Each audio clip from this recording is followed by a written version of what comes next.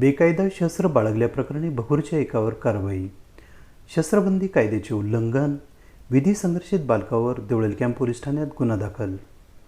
नाशिक शहर पोलीस आयुक्तालय हद्दीत दिनांक 24 फेब्रुवारी 2024 ते 9 मार्च 2024 दरम्यान शस्त्रबंदी आदेश लागू करण्यात आला आहे.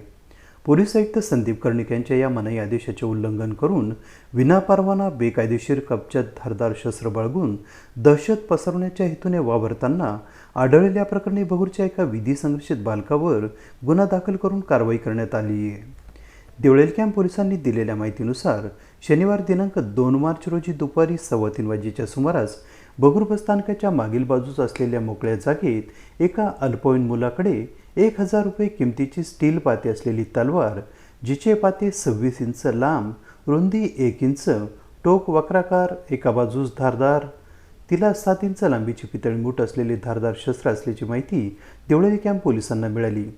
त्यांनी भगूर बस स्थानकाच्या मागील मोकळ्या जागेत जाऊन भगूरच्या मौलाना आझाद रोडवरील मुस्लिम गल्लीतील एका 17 वर्षीय अल्पवयीन मुलाला धारदार विनापरवाना शस्त्रासह दहशत निर्माण करण्याच्या उद्देशाने ताब्यात बाळगताना ताब्यात घेतले.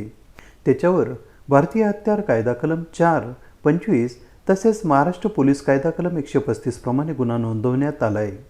या प्रकरणी गुन्हे शाखा युनिट क्रमांक 2चे पोलीस शिपाई संजय पोटिंदे यांनी सरकारतर्फे फिर्याद दिली आहे. देवळाली कॅम्प पोलीस ठाण्याचे वरिष्ठ पोलीस निरीक्षक संजय पिशे यांच्या मार्गदर्शनाखाली पोलीस हवालदार जाधव पुढील तपास करीत आहेत. AB न्यूजसाठी प्रमोद रहाणे, देवळाली कॅम्प, नाशिक.